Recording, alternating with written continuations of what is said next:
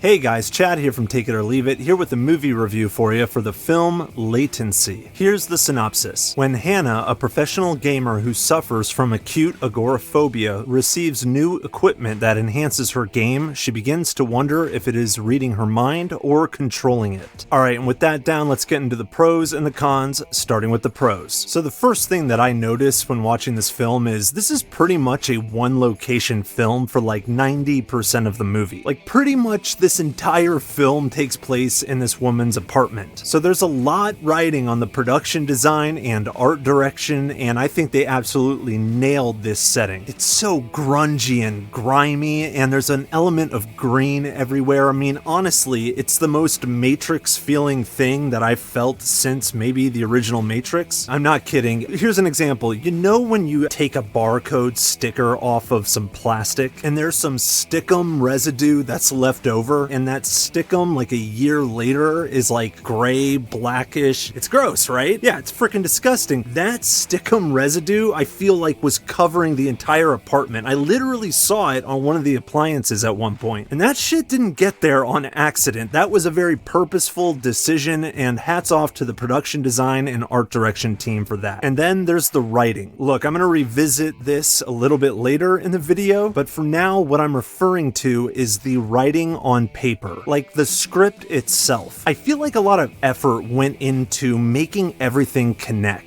You know, things lead one into the other kind of organically. And there's also enough background that's given that makes you go, yeah, okay, that makes sense that we went there. For example, there's a gaming tournament of some kind that this main character wants to take part in, and she wants to use this technology for it that no one else has to get a major edge against the competition. And as you can probably guess, things don't really go according to plan the entire time, leading you to wonder, dude, why don't you just take off the damn equipment? Good question. That's a really good question. Why doesn't she just take it off? Well, because she has financial problems. Oh, why does she have financial problems, you might ask? Well, because she's considered kind of a has-been gamer, and she's not exactly reeling in the money from gaming anymore. She's doing like testing and stuff just to kind of make ends meet. Okay then, how bad is the financial situation exactly? Well, it's pretty bad. The landlord keeps coming to the door and hounding her for money, and at some point he says, "You've got one more week to get me the rent." Oh shit, she's backed up on rent? I mean, damn, that's probably a lot of money. I mean, how much money could she potentially win in this gaming competition? Good question. $250,000. Oh shit, okay, that's why she's not taking the equipment off. Exactly. I know that took a while, but you see what we did there? There was a whole line of organic, natural moving one piece to the next. That answers the question, is it worth really keeping the equipment on? And the film really lays out exactly why the answer is yes to her. God damn, Shauna Shyamalan, are you paying attention? You taking notes? That being said, I will circle back to the writing in a little bit. A couple other main pros that I have were I really appreciated the agoraphobia horror. They did such a good job of making just a door with some light coming through it seem utterly terrifying. I really felt the dread of the main character. In fact, I wish they leaned a little bit more into that. And I also have to applaud the devastating musical score. It reminded me a lot of the Requiem for a Dream musical score, where it's like haunting and dread-inducing and yet so freaking sad, like truly bottom of the barrel, rock bottom sad, and completely devoid of hope. And lastly, I just thought this was a very ambitious indie-ish film, and I just saw like a lot of heart put into this film. And this goes for anything really. I mean, sports, your career, film, but even if something isn't totally successful, heart goes a long way. And it really just felt like these filmmakers gave it everything they had and did a pretty damn good job shooting for the moon. But in the process, I think they flew a little too close to the sun. And that brings me to my one major con, which is this film is trying to tackle way too much. Watching this film is like watching someone juggle 5 chainsaws, and then by the end of the routine, they've only got 2 chainsaws. I mean, it's still pretty damn impressive, but god damn, they just bit off way more than they could chew. I mean, they've got Black Mirror in this movie, they've got ghostly haunting stuff going on in this, they've got horror surrounding mental illness, you've got some Hereditary shit going on, you've got some creature feature stuff going on, you've got a murder mystery going on at some point, and even a little sprinkle of body horror. I mean, good God! I'm not sure anybody could successfully handle all of that shit in one movie, and the film just never totally comes together for me, and I've seen the movie twice. I don't feel like this is a quality issue. I feel like they made their best effort, but they just bit off more than they could chew, and they couldn't quite get their arms totally around this thing. This film definitely has elements of Black Mirror, The Lawnmower Man, Demonic, Knocking, Beau is Afraid, and Hereditary. And there's a lot of genres and shit in this film, so I'm probably forgetting a couple obvious ones. Let me know down in the comments section what they are. And I gotta give Latency a 6.5 out of 10. But those are just my thoughts, take it or leave it. What do you guys think? Have you seen this film yet? You know, I looked on Rotten Tomatoes, it's got like a 33%. I don't get it. By no means is it perfect, but I mean, shit, it's worth a lot more than that. I mean, The Watcher's got 1% lower. The Watcher's got a 32%. Are you freaking kidding me? This film is way better than The Watcher's. God damn, critics, pull your head out of your ass. But do you agree with those idiots, or do you agree with me? Let me know down in the comments section. Let's talk about it. And if you enjoyed this video, but you want more information about what's on my watch list, what I'm currently watching, the kind of ratings I'm giving these films, as well as upcoming releases I'm looking forward to, don't forget to follow me on track.tv. My username is TIOLI_reviews. The link is in the description box. Go ahead and click it and start following me on Tracked, and I look forward to seeing you over there. And as usual, guys, thank you so much for stopping by my channel. I really appreciate it. Don't be afraid to hit that like and subscribe button. And until next time, I'm Chad from Take It or Leave It, and I'll check you later. Check you later. Check you later.